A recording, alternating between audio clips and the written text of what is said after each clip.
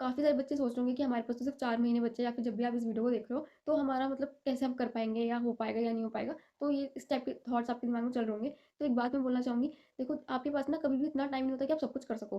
ठीक है, आप अगर अपनी प्रिपरेशन 1 साल पहले स्टार्ट करते, 2 साल पहले करते, सब कुछ तो आप तब भी नहीं कर सकते थे। कुछ ना कुछ तो हमेशा छूट ही जाता है। ठीक है, सब कुछ तो नहीं हो सकता, पर इतना टाइम आपके पास अभी भी बचा है कि most important things. Hi everyone, welcome back to my channel. My name is Ananya Garg and I am first year MBBS student at Lady Hardinge Medical College. और अब नीट 2024 में बहुत कम टाइम बचा है, और आई एम श्योर कि काफ़ी सारे बच्चे ऐसे होंगे जो फिजिक्स में स्ट्रगल कर रहे होंगे।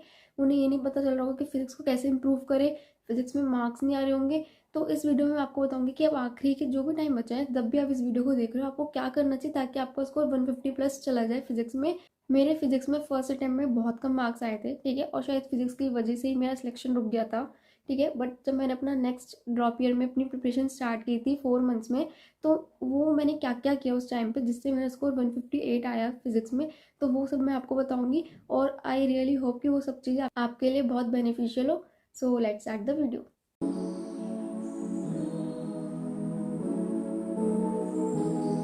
Before starting the video I would like to make an announcement. कल मैं अकेडमी के ऐप पे लाइव आऊँगी 7 PM पे, और हम वहाँ पे नीट 2023 की बायोलॉजी सॉल्व करेंगे। तो ये फ्री सेशन है। सेशन का लिंक आपको इस वीडियो की डिस्क्रिप्शन में मिल जाएगा। कोई भी बच्चों से ज्वाइन कर सकता है और आके सॉल्व कर सकता है। तो अगर आपकी प्रिपरेशन चाहे कितनी भी हो, आई एम श्योर बायोलॉजी में तो कुछ तो होगी। ठीक है, आप नीट के लिए प्रिपेयर कर रहे हो, फिजिक्स वीक हो सकती है, केमिस्ट्री वीक हो सकती है, बट बायोलॉजी तो वीक नहीं होगी।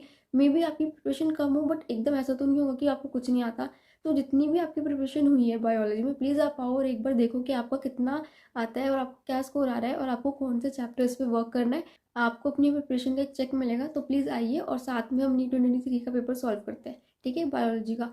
और सबके मैं आपको ये भी बताऊंगी कि क्या आंसर था और क्यों था। ठीक है, एक्सप्लेनेशन भी दी जाएगी। So it's very useful session. So whosoever is interested please come. Now let's start the video. देखो, आपको भी पता है फिजिक्स में सबसे पहले आपको एक लेक्चर देखना है, आपको चैप्टर को समझना पड़ेगा।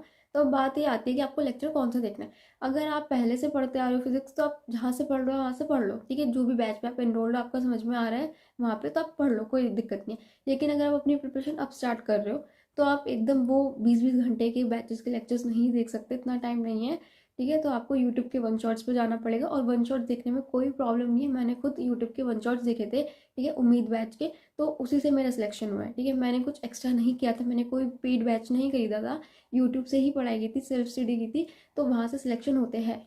तो ये मत सोचना कि कंटेंट नहीं है, इनफ कंटेंट है वहाँ पर। मैंने उम्मीद से किया था, आप आराम या उम्मीद किसी से भी कर सकते हो जहाँ से आपको समझ में आए। ठीक है, और एक और क्वेश्चन बच्चों का रहता है यूजुअली कि जैसे जो बैचेस है, उम्मीद हो गया, आरम हो गया, वहाँ पे मतलब अलग अलग टीचर्स पढ़ाते हैं। ठीक है, कोई ऐसा नहीं है कि एक ही टीचर ने सारा पढ़ाया हुआ है।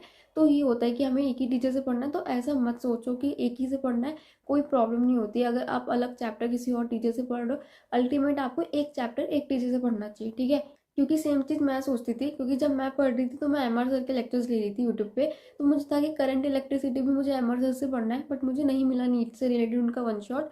ठीक है, तो फिर मतलब मैंने बहुत ढूंढा। ठीक है, तो मेरे को ये था कि मुझे उन्हीं से पढ़ना है। ठीक है, जब नहीं मिला तब फिर मैंने अभिषेक सर, जिन्होंने उम्मीद 2022 में पढ़ाया था, मैंने उनकी वीडियो खोली। और जब मैंने वो पढ़ा तो इतना अच्छे से समझ में आया ना, वो इतना अच्छा पढ़ाते हैं।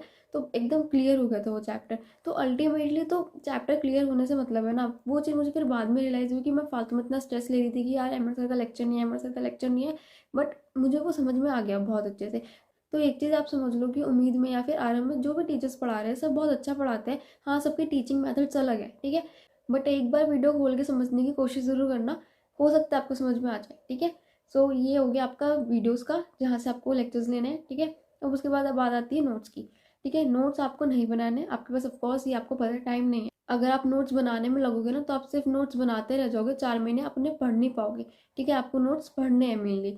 तो अब आप क्या करो, आप या तो आरएम या उम्मीद बैच से पढ़ रहे हो, तो उसकी तो पीडीएफ आपको मिल जाएगी बैचेज में। उसके अलावा आपको नोट्स चाहिए तो पीडब्ल्यू की मेडीजी बुक है एमआर सर की। ठीक है, वो उसकी पीडीएफ आपको मेरे टेलीग्राम चैनल पे मिल जाएगी। टेलीग्राम चैनल का लिंक इस वीडियो के डिस्क्रिप्शन में, वहाँ से जाके आप ज्वाइन कर सकते हो। और वहाँ पे बहुत सारे शॉर्ट नोट्स भी है। ठीक है, रिवीजन के लिए आप उन्हें डाउनलोड कर लेना और वो रिवाइज कर लेना। ठीक है, वहाँ से। तो वहाँ पे हो गया आपका नोट्स वाला पार्ट। अब उसके बाद आ जाओ, एनसीईआरटी रीड करनी है या नहीं करनी। फिजिक्स के लिए नॉट इम्पॉर्टेंट। ठीक है, नोट्स पढ़ लो, इनफ है। एनसीईआरटी आपको रीड नहीं करनी। ठीक है, अब उसके बाद आती है मेन सबसे इंपॉर्टेंट चीज़, फॉर्मूला शीट्स। ठीक है, वो बहुत ज़्यादा इंपॉर्टेंट है। ठीक है, उसके बिना तो फिजिक्स नहीं होगी। अब दो काम कर सकते हो आप, या तो आप जब लेक्चर अटेंड कर रहे हो, लेक्चर देख रहे हो, उसके साथ साथ आप अपनी फॉर्मूला शीट्स बना लो। ठीक है, क्योंकि अलग से तो आप कुछ भी इतना करने का टाइम नहीं है, साथ साथ आप कर लो, एक पेज पे फॉर्मूलाज लिखते रहो। ठीक है, नहीं हो रहा, नहीं बना पा रहे, कोई दिक्कत की बात नहीं है, मेरे टेलीग्राम चैनल पे मिल जाएंगी फॉर्मूला शीट्स, उनका प्रिंट आउट निकलवा लो। ठीक है, नोट्स का निकलवाने की जरूरत नहीं है, बट शीट्स का निकलवा लो, क्योंकि नोट्स आप थोड़ा कम रीड करोगे कंपेरेटिव टू फॉर्मूला शीट जो आपको डेली रिवाइज करनी है। तो डेली आप फोन पे डिपेंड रहोगे, इससे बेटर आप अपनी प्रिंट आउट करवा लो और उसको आप अपने अकॉर्डिंग मॉडिफाई कर सकते हो। इनकेस आपको लगे कि कोई उसमें फॉर्मूला मिसिंग है तो आप अपना ऐड कर लो। ठीक है, कोई आपको इंपॉर्टेंट पॉइंट ऐड करना है तो आप वो ऐड कर सकते हो जो आप भूलते हो फ्रिक्वेंटली, तो आप चाहते हो कि जब आप फॉर्मूला शीट से रिवाइज करो उसके साथ साथ आपको वो पॉइंट भी याद हो जाए, तो आप अपने अकॉर्डिंग उसे मॉडिफाई करो। ठीक है, तो ये हो गया आपका फॉर्मूला शीट्स का। तो ये 3 चीज़ें आपकी हो गई। सबसे पहले आपको लेक्चर देखना है, आपको नोट्स रिवाइज करने हैं, फॉर्मूला शीट्स रिवाइज करनी है। जैसे ही आपको फॉर्मूलाज याद हो जाएंगे फिर आप आओगे क्वेश्चन प्रैक्टिस पे। देखो, question practice without learning formulas is of no point. ठीक है, आप क्वेश्चन सॉल्व करने बैठ गए लेकिन आपको फॉर्मूलाज ही नहीं याद, क्या करोगे सॉल्व करके। ठीक है, जब आपको फॉर्मूला ही नहीं याद, आपको कुछ आएगा ही नहीं, कैसे अप्रोच करना है, क्या लगाना है, क्या गिवन है, क्या निकालना है, कुछ समझ नहीं आएगा। तो फॉर्मूलाज याद होनी सबसे मैंडेटरी चीज़ है। ठीक है, फॉर्मूलाज याद होंगे तभी आपको लगेगा कि यार फिजिक्स इतनी टफ नहीं है। इतने सारे क्वेश्चन सिर्फ फॉर्मूला बेस्ड होते हैं, सिर्फ फॉर्मूला बेस्ड, सब कुछ गिवन है, कोई एक क्वांटिटी निकालनी है, डायरेक्ट फॉर्मूला लगाया या 2-3 फॉर्मूलाज लगाए, ठीक है, उससे निकल जाएगा। तो उसके लिए सबसे पहले आपको फॉर्मूलाज याद होने चाहिए। तो जैसे आपके फॉर्मूलाज आपको याद होंगे, ठीक है, एकदम से इतने अच्छे नहीं होंगे बट मेजोरिटी आप कर लो मेन। ठीक है, उसके साथ धीरे धीरे आप रेगुलरली रिवाइज करोगे तो बाकी भी हो जाएंगे। और कुछ फॉर्मूलाज ऐसे होते हैं जो आपको ऐसे आप रीड करोगे ना तो नहीं होते, बट आप जब उसके ऊपर क्वेश्चन सॉल्व करते हो ना तब आपको बार बार लिखने से याद हो जाता है। ठीक है, तो 1-2 बार लिखने से प्रैक्टिस करना, फॉर्मूलाज के याद हो जाएंगे। और जैसे आपको जो मेन फॉर्मूलाज है उस चैप्टर के वो याद हो जाए, ठीक है, एकदम जो मेन फॉर्मूलाज होते हैं जिसपे सबसे ज़्यादा क्वेश्चंस आते हैं, वो आपको पता चल जाएगा यार। जब आप वीडियो देखोगे, समझोगे चैप्टर, तब आपको पता चल जाएगा कि कौन से फॉर्मूलाज पे कितने क्वेश्चंस आते हैं, कौन सा इंपॉर्टेंट है, कौन सा नहीं, वो सब आपको तब पता लग जाएगा। ठीक है, तो वो मेन फॉर्मूला जो है वो आपको याद हो जाएंगे, तब आप स्विच करना क्वेश्चन प्रैक्टिस पे। ठीक है, अब क्वेश्चन प्रैक्टिस के 2 तरीके हैं। अगर आप ऐसे स्टूडेंट हो कि आपको एक बार वीडियो देखने के बाद, लेक्चर देखने के बाद आप क्वेश्चन सॉल्व कर पाते हो मेजर, ठीक है, आपसे काफ़ी हद तक क्वेश्चन सॉल्व हो जाता है, तो आप कोई भी बुक उठाओ, कोई भी डीपीपी उठाओ, कोई भी क्वेश्चन बैंक उठाओ, जो आपको करना है 80 to 120 क्वेश्चन आप सॉल्व कर लो। अगर कोई लेस इंपॉर्टेंट चैप्टर है, लो वेटेज, तो 80, हाई वेटेज है तो 120, ठीक है, बीच का है, मॉडरेटली है तो आप 100 के अराउंड, ठीक है, क्वेश्चन सॉल्व कर लो। ठीक है, अब कैसे पता चलेगा, उसकी पीडीएफ आपको मेरे टेलीग्राम पे मिल जाएगी। ठीक है, वहाँ पे अपलोडेड है, देख लेना कौन सा चैप्टर हाई वेटेज है, कौन से लो वेटेज है। ठीक है, और आप अपने अकॉर्डिंग क्वेश्चन सॉल्व कर लो। ठीक है, अब अगर आप उस टाइप के स्टूडेंट हो कि यार हमें चैप्टर तो समझ में आ जाता है पर जब हम क्वेश्चन सॉल्व करने जाते हैं तो हमसे क्वेश्चन सॉल्व नहीं होते, हमें फॉर्मूलाज भी याद है, हमसे नहीं होता। ठीक है, तो मेरे साथ भी सेम यही सिचुएशन थी, मेरे को चैप्टर में समझ में आ जाता था पर जब क्वेश्चन सॉल्व करती थी तो मेरे से नहीं होते थे। तो मैंने क्या किया था, तमन्ना मैम की उसी साल 7777 क्वेश्चन सीरीज आई थी, ठीक है, लास्ट ईयर ही, तो मैंने वो फॉलो की थी और उससे ही मेरा स्कोर एकदम से इम्प्रूव हुआ था। तो उस सीरीज़ में ना आपको सारी जो 4 डिफरेंट बुक्स होती है मेजरली जो बच्चे फॉलो करते हैं नीट के लिए, उस बुक से नीट लेवल के क्वेश्चंस मैम ने करवाए हैं और एकदम बेसिक से हाई तक गई है। ठीक है, स्टार्ट एकदम बेसिक से होता है, फिर धीरे धीरे क्वेश्चन का लेवल इंक्रीज होता है।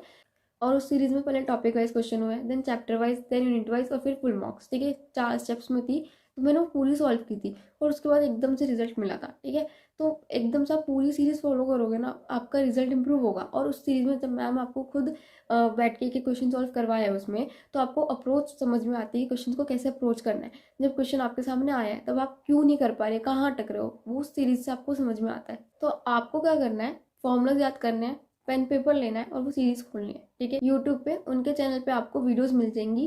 ठीक है, खोलोगे, एक एक क्वेश्चन खोलोगे, वीडियो पॉज करोगे और सॉल्व करने की कोशिश करोगे। हो रहा है तो अच्छी बात है, नहीं हो रहा तो फिर स्टार्ट करके देखोगे कि क्यों नहीं हो रहा, कहाँ गलती आ रही है, कहाँ अटक गए थे कि आप आगे सॉल्व नहीं कर पा रहे। फॉर्मूला याद होने के बाद किस स्टेप पे आपको प्रॉब्लम आई है, वहाँ वो देखोगे और समझोगे। इस तरह से आपकी जो माइनर एरर्स होती है ना एकदम की, जो आपको पता नहीं चलता कि आप गलत कहाँ पे जा रहे हो, क्यों नहीं हो रहा, लेक्चर आपने देख लिया, नोट्स आपने पढ़ लिए, फॉर्मुलाज आपने याद कर लिए, फिर क्यों नहीं क्वेश्चन सॉल्व हो रहे, वो आपको पता चलती है। और एक नहीं, जब इतने सारे क्वेश्चंस आप सॉल्व करोगे और जब हर क्वेश्चन पे आपको पता चलेगा कि आप कहाँ गलत जा रहे हो, तब ऑटोमेटिकली आपका रिजल्ट इंप्रूव होगा ना। आपको अपनी गलतियां पता चलेगी कि आप गलत कहाँ जा रहे हो, जो गलतियां शायद आपको कभी पता नहीं चल पाती अगर आप ऐसे ही लेके बैठ जाते क्वेश्चन। तो उस सीरीज ने मुझे तो बहुत हेल्प किया है और मैं गारंटी देती हूँ कि आपको भी हेल्प करेगी, बट आपको करना पड़ेगा। ठीक है, ऐसे मत करना कि यार वीडियो चला के बैठ गए हो और बस जैसे लेक्चर सुना है वैसे ही सुन रहे हो, फिर तो शायद इतना हेल्प ना करे।